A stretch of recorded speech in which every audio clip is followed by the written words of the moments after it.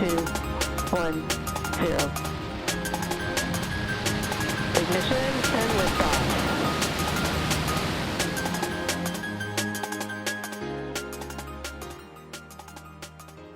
As reliable as the cell network is for internet connectivity throughout much of the country, it's not reliable all the time, especially if you're like Jennifer and me and you like this, wilderness camping, boondocking, far into the woods where the cell phone signals don't really cover.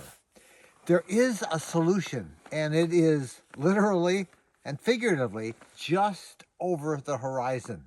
It's called Starlink. And when Starlink for RVers begins to provide internet access, everything is going to change for those who work remotely and those who need internet connectivity on the road.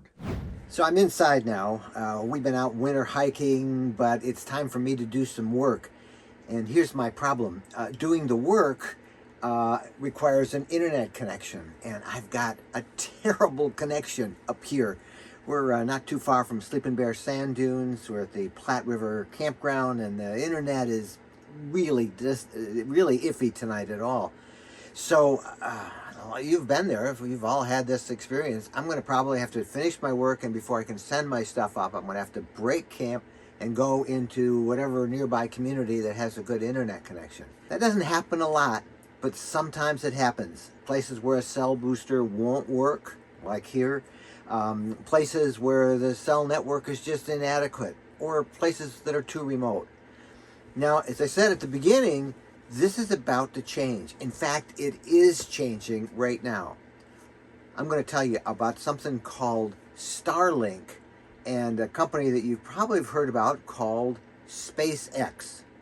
350 miles up there is a new constellation, a constellation of satellites that are aimed at improving the speed and the reliability of internet communications eventually all over the globe. Now, right now, it's being tested with people who are in stationary locations, rural areas, places that don't have really good internet connection. There's a beta program going on by Starlink now. For a very reasonable fee, a few $100s, you can get the equipment for $99 a month. They're trying to test how feasible it is. And so far, all of the beta studies have shown this system is blazingly fast, 150 megabits per second. Some tests have even gone as high as 200 megabits per second. By comparison, most cable, the best cable system that you probably have at your home, cable internet, sometimes has a real rough time reaching anywhere near that speed. So you can imagine how awesome that would be in an RV. Well, there's a problem. Stationary signals are pretty easy. The antenna's there. The satellite, although they move across the sky, they're low orbit satellites, the Starlink system is, although they move across the sky, the issue really is tracking them. And through software, an antenna can kind of lock on, and it knows when to switch over and pick up the next one that's coming through. The system, the constellation, will work with these low orbiting satellites, each sending down a narrow beam down to the Earth below, and they're only at about 350 miles. And then as it kind of whisks across the sky, another satellite comes up and picks up the coverage that that satellite had. They'll communicate by lasers, these satellites, so it will be a seamless connection down on the Earth.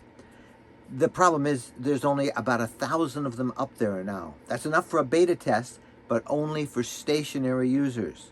When will this happen for RVers? That's the big question we want to talk about.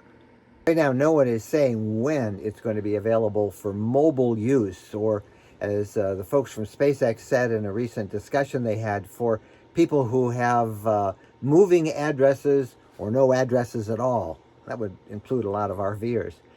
But it's coming soon. I mean, their goal is to get 30,000 of them up there. And they're right now. They've been launching almost every month. There's been, I think, 18 launches as we record this in early February.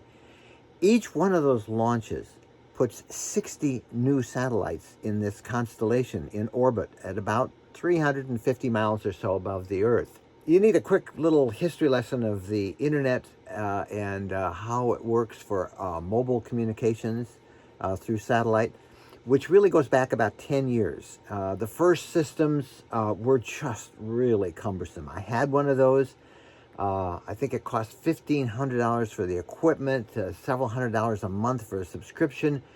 And it was so much gear, a huge tripod, a monster dish, all the cabling that you had to do. And I had to bring that with us in our RV. At that time, it was a Class B van with not a lot of storage room. It was a mess, but we did it. And then when you set up, oh my gosh, you had to get it precisely pointed at the horizon. There couldn't even be a twig or a leaf in the way between the satellite system and the antenna and the satellite. So for boondockers like us who like to camp in the middle of the woods, it was just a pain. They had to always be out in a clearing, and if you're up in the mountains, you had to find a place where there was a dip in the mountains, or you weren't going to get that signal.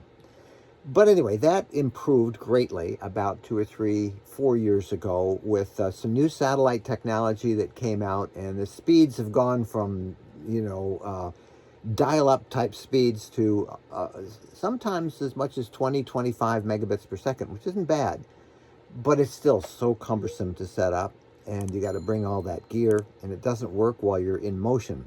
Then in 2017, something came out in terms of that motion issue that is involved with internet satellites, and that was an antenna system from a company called Kymeta. They developed an electronically controlled dish. It's really a flat panel, looks almost like a pizza box, that has no moving parts, but electronically it acquires those satellites as they're moving around in the sky, locks into them, delivers you the best signal. We tried one of those systems for a few months in 2017, and it worked. It worked even as we drove down the road, but the best I could get speed-wise most of the time was 2 or 3 megabits per second. Not very good. One of the problems is all those satellites work at geostationary orbits. In other words, the satellite seems to be here as the Earth spins around below, and it is 22,000 miles above the Earth. So that signal that it transmits back and the signal you transmit up, it's always having issues. That's a long way. Develop something called latency, which is how long it takes for you to type in a command on your computer, have it go up to the satellite to execute it, and then send it back down with your internet connectivity. The latency can be really bad, partially because of that distance. So that's where satellite technology is now. A few RVers have it and use it, and it works okay. But for the vast majority, it's too expensive and too cumbersome. Now comes Starlink with their constellation of satellites, low Earth orbiting satellites, about 350 miles above the Earth. Those operate at phenomenal speeds. Some of the speeds that they have clocked so far have been 150 megabits per second, 200 megabits per second. That is every bit, if not faster, than the best cable internet service that you can possibly get for your house or your office place. Can you imagine that speed in an RV? Well, will it be available for RVs? I think it will, and I think we might see the first actual tests starting as soon as this fall or early at the end of the fourth quarter, the first quarter of 2022 for sure. But I think we'll see some of those tests come about even this year, and that is really exciting. Right now, we do know that they are beta testing this for stationary people who are, connecting their homes or offices. The price is pretty reasonable, a few $100s for the equipment. You need the antenna, you need the receiver, you need a Wi-Fi router so you can make your connections, and you need the cabling. So a few $100s for that, and then they're charging $99 a month. The problem will become when we're talking about mobile communications, because we need connectivity as we drive along the road, and as we're in one spot tonight and another spot tomorrow and another spot the night after that. And so they've got to develop the software that not only will track and keep track of the satellites as they go back and forth across the sky, But as the satellites are doing that, we're also driving across the surface of the Earth. So they got to have satellites that better control that, and the software that they need to do all of that. Requires more satellites, which they're doing. They're still launching about 60 of them at a time, almost at the rate of one a month. One of those launches a month. They're even figured out how to reuse the booster rockets that send those satellites into orbit. So this is pretty exciting stuff. Can you imagine those speeds?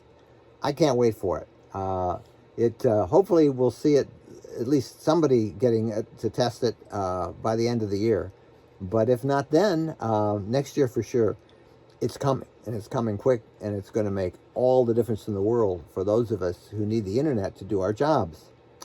So, I got to go do my job now, and because I'm in an area with bad internet connectivity, I'm going to have to drive into a town, break camp, and go find a place where I can get a good signal. The cell phone signals are just not good enough today for us.